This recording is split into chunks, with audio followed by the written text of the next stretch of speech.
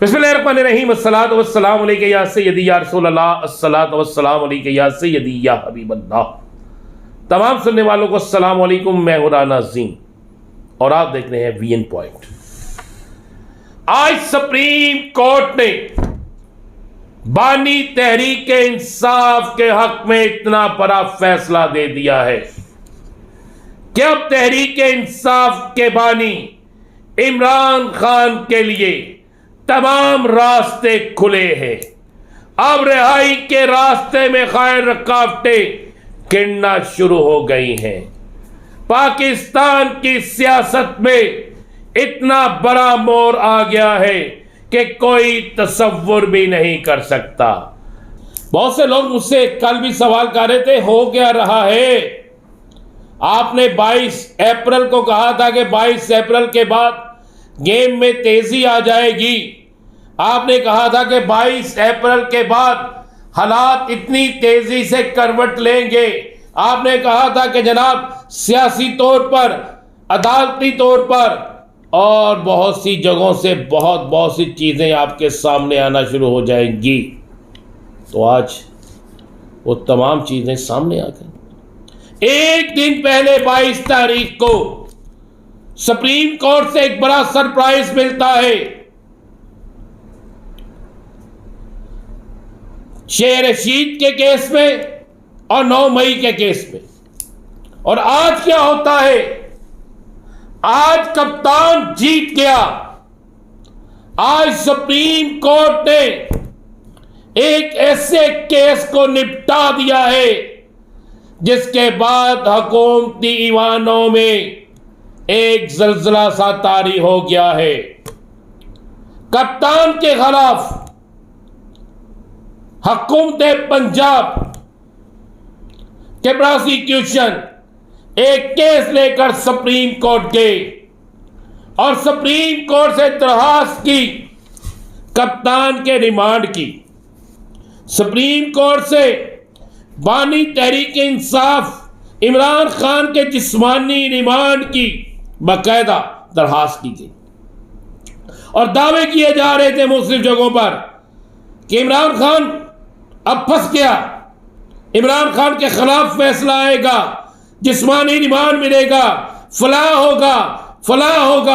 बहुत कुछ बातें हो रही थी। लेकिन आज क्या हुआ?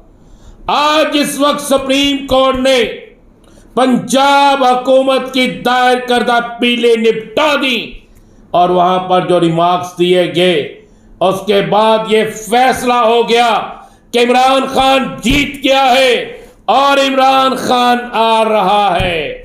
याद करें, जो मुझसे सवाल करते थे मैं उन्हें बता रहा हूं। देखिए, जो बात मैंने कही थी, 22 को एक सरप्राइज, 23 को दूसरा सरप्राइज और 24 को तीसरा सरप्राइज में आपको नजर आने वाला है।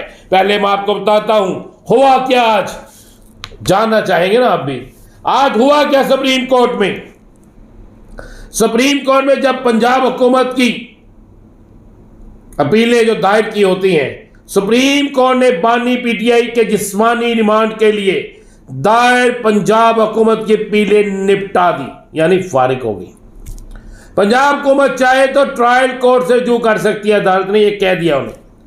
बानी पीटीआई के वकला दरखास्त दायर होने पर मुहाफत करने का हक रखते हैं अदालत। अब अदालत में एक बहुत मजेदार जस्टिस हाशिम काकर साहब के रिमार्क्स है। अदालत कहती है कि जनाब मुल्ज़िम की गिरफ्तारी को 1.5 साल गुजर चुका है, अब तो जिस्मानी रिमांड का सवाल ही पैदा नहीं होता। जस्टिस हाशिम काकर साहब ये कहते हैं। आगे से दूसरी बात, फिर वो सवाल प्रोसिक्यूटर कहते हैं जनाब मुल्ज़िम के फोटोग्रामिक पॉलीग्राफिक वॉइस मैचिंग टेस्ट कराने हैं। ये प्रोसिक्यूटर कहता है गवर्नमेंट ऑफ पंजाब का। दरखास्त में इस्तदाक टेस्ट कराने की नहीं, जिस्मानी रिमांड की है। ये बात करते हैं जस्टिस हाशिम काकर साहब। क्या आप एक तरफ तो जिस्मानी रिमांड मांग रहे हैं और दूसरी तरफ आप दूसरी चीजें कर रहे हैं? फिर क्या कहते हैं जस्टिस सलाहुद्दीन बनवर साहब? क्या कहते हैं? किसी कत्ल और जना के मुकदमे में तो ऐसे टेस्ट कभी नहीं कराए गए जहां पर ऐसे टेस्टों की जरूरत होती है। जस्टिस सलाहुद्दीन बनवर क्या कहते हैं? तो है कि आम आदमी के मुकदमात में भी हुकूमत ऐसी ही एफिशिएंसी दिखाएगी। जस्टिस सलाहुद्दीन साहब, ये किस नौयत का केस है कि आप जिस्मानी रिमांड मांग रहे हैं? जस्टिस हाशिम काकर, हमने मुल्ज़म के 3 टेस्ट करवाने, वकील हुकूमत पंजाब, 1.5 साल बाद तो जिस्मानी रिमांड नहीं दिया जा सकता। जस्टिस हाशिम काकर कहते हैं मुल्ज़म टेस्ट कराने के लिए तावन नहीं कर रहा, यह हुकूमत पंजाब कहती है। तो जवाब में ये भी कहते हैं, जवाब में क्या होता है? जस्टिस हाशिम साहब क्या कहते हैं? कहते हैं मुल्ज़म हिरासत में है, ज़ेरे हिरासत शख्स कैसे तावन नहीं कर सकता? ट्रायल कोर्ट ने जिस्मानी रिमांड दिया, हाई कोर्ट ने तफसीली वजूहात के साथ ट्रायल कोर्ट का फैसला मुस्तरद कर दिया। जस्टिस हाशिम काकर, अब यह दरखास्त गैर मौसर हो चुकी है। क्या कहा गया? अब यह दरखास्त गैर मौसर हो चुकी है, जिस्मानी रिमांड नहीं दिया जा सकता। जस्टिस हाशिम काकर, आपके पास मुल्ज़म के खिलाफ शवाहद की जो यूएसपी मौजूद है, ये जस्टिस सलाहुद्दीन साहब कहते हैं जाएं, जाकर इसका फ्राजिंग कराएं। अब इस सारे केस में हुकूमत एफआईआर के अंदराज के 14 माह तक प्रोसिक्यूशन ने ना इस केस में गिरफ्तारी डाली और ना ही कोई ऐसी चीज की गई।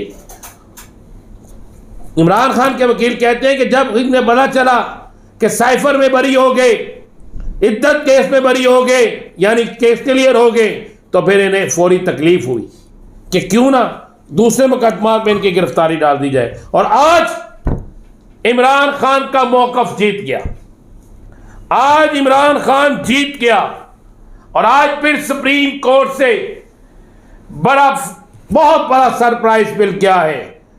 कप्तान का जिस्मानी रिमांड लेने की दरखास्त मुस्तरद गैर मौसर करार दे दी गई और आज हुकूमती प्रोसिक्यूटर एक बार फिर बाजी हार गया।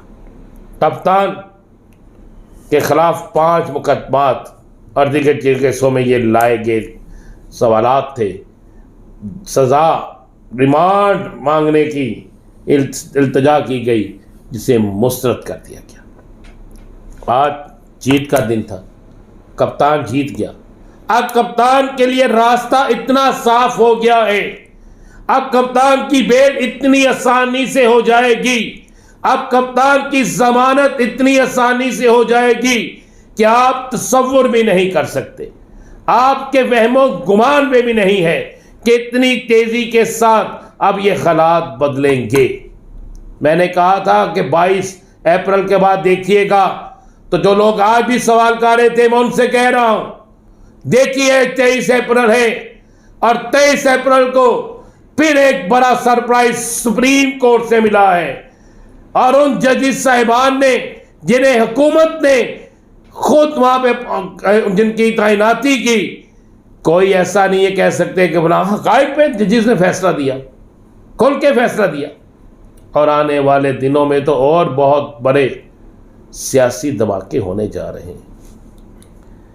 इमरान खान ने आज अपनी जीत का ऐलान भी कर दिया। आज इमरान खान के जो तर्जमान हैं नियाजुल्लाह नियाजी, इन्होंने कहा है कि इमरान खान ने कहा है कि पूरी तहरीक इंसाफ को कह दो कि आज आपकी जीत हो गई है, जीत का ऐलान कर रहा हूं और बहुत जल्द जेल की सुलाखों से बाहर होऊंगा।